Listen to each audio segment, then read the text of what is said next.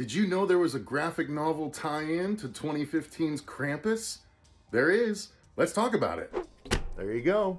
Whether you're naughty or nice, just one graphic novel to tell the rest of the Krampus story. So Krampus, the Shadow of St. Nicholas is a graphic novel tie-in to the 2015 Krampus movie by Michael Dougherty. Now, this comic actually came out just a couple weeks before the actual Krampus movie, but it tells completely separate stories within that same Krampus universe. So there's not anything that actually ties into the movie other than some of the characters and Krampus minions, you might say, that make appearances in this as well. So, let's break it down. So, Krampus, the Shadow of St. Nicholas, tells 4 different stories, all that loosely tie into one another, not unlike Michael Dougherty's other film, Trick or Treat. The first story begins with a department store Santa Claus, who happens to be ex-military and happens to be in a position in his life where he operates as a department store Santa Claus. This day, he drinks a little bit too much and is finally fired. He leaves drunk and immediately wrecks his car, then barges back into work yelling for his job before passing out. The Santa wakes up later, and an employee dressed as an elf named Audrey, who's tried being supportive of the drunk, tells him that the weather has suddenly changed outside, and now a bunch of people are locked inside the store, including a group of kids from a group home, and Steve, the guy who actually fired him. The kids, Steve and Audrey, all wait to be rescued, and Santa insists on continuing to drink through the whole event. When Audrey goes to get supplies, and wine for Santa, she finds a frozen, decapitated head. Back in the main part of the department store, while they wait, the kids ask Santa about Mrs. Claus, and he ends up telling them what happened to he and his wife, in an actually nice, tender way. And it endears us to this Santa character. As Audrey rushes back, she passes another frozen body and is grabbed by a hiding Steve, who points out some of Krampus's evil elves carrying a frozen body. Steve and Audrey eventually rejoin the group and tell them about the elves, but Santa slaps Steve to keep him calm and goes himself to investigate, relying on his military training. Santa ends up seeing Krampus in the shadows and flees.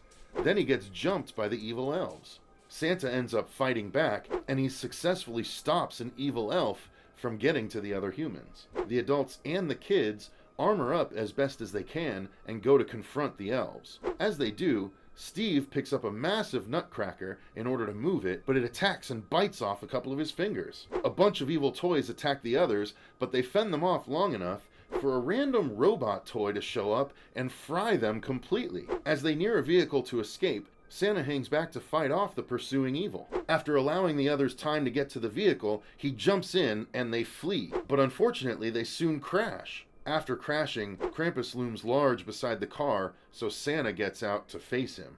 As the kids, Steve, and Audrey look on, Santa suddenly gets sucked down into the snow, leaving only his hat behind. In the second story, a young female police officer visits the grave of her dead sister Krista and still searches for her killer. As she drives, an evil elf crosses the road and she ends up stopping, trying to find out what it was. While she does, she happens across a man running from a woman's house with stolen goods. She forces him to return the goods and all the other presents that it turns out he's robbed from other households up to that point. They walk together to return each and every present. After returning all but one gift, they get to the home that was shown in the Krampus movie, but don't find anything. They're drawn back outside, where the black-winged devil baby attacks them both, but flies away after the cop shoots it. The cop then puts the thief in the car, where an evil elf is hiding right before attacking.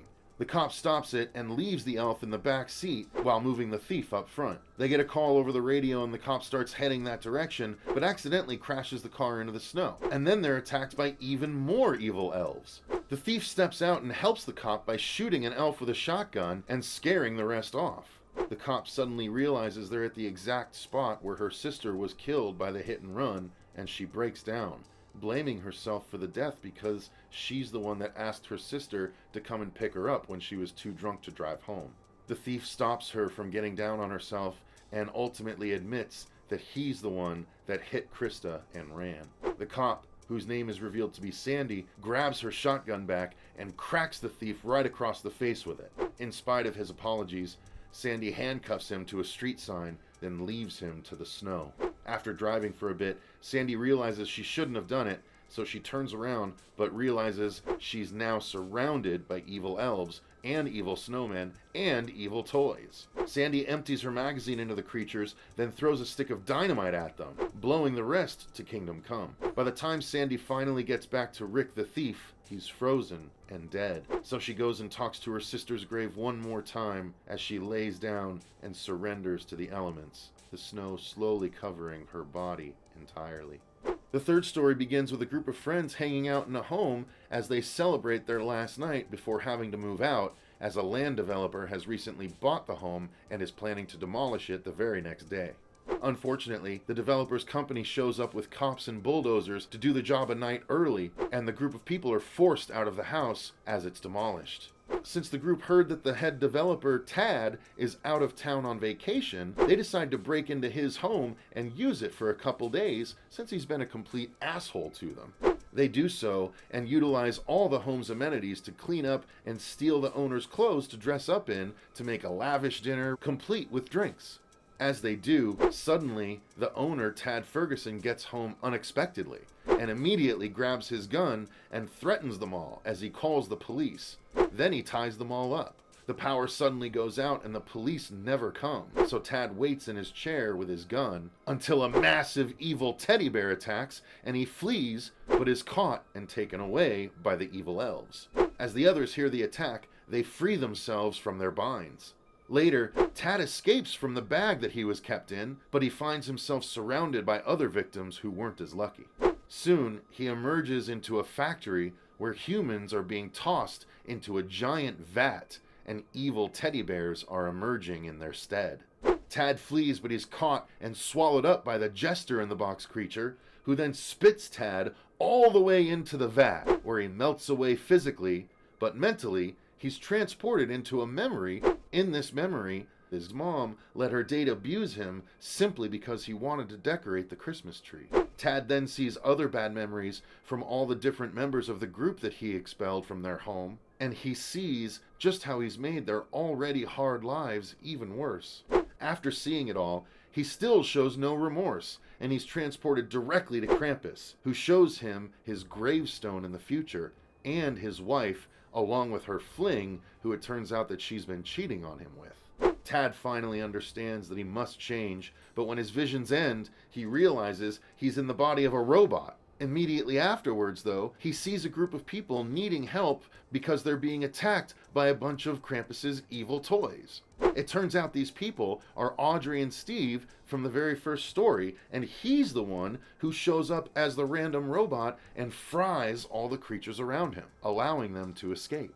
The fourth story is the story that really ties all the other stories together. On Christmas morning, we see Tad walking through a snow-covered neighborhood, even goofily waving at a family who's playing outside. The drunk Santa wakes up in his car alive and immediately goes to drink more, but finds the keys to his car in the bottle. So he smashes it, grabs the keys, and also finds a Krampus bell. After seeing it, he decides to be good and help deliver a giant load of toys to people all around town, picking up Tad along the way after passing him on the street.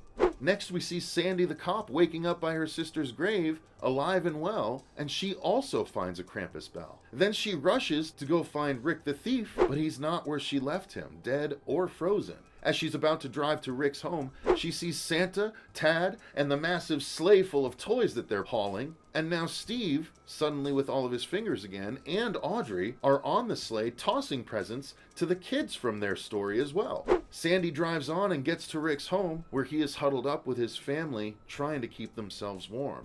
Sandy ends up bringing in presents for the whole family, especially the kids, and she ends up forgiving Rick for killing her sister. Finally, the group of friends that lost their home wake up back inside it before being demolished, and suddenly Tad shows up with presents for them all as well, and he tells them that they can stay. Then the little girl in the group hands him a Krampus bell. So that's it. That's the story of Krampus, the Shadow of St. Nicholas. It's just a grouping of 3 different stories that all end up tying together, a la the Trick or Treat movie that Mike Dougherty put out. It's actually a really cool addition, especially if you like the things introduced in the Krampus movie, like the evil elves, the jester in the box, the crazy baby angel creature. all of that comes back into play in this, and I think if you're a fan of the Krampus movie, then you'll be a fan of this as well.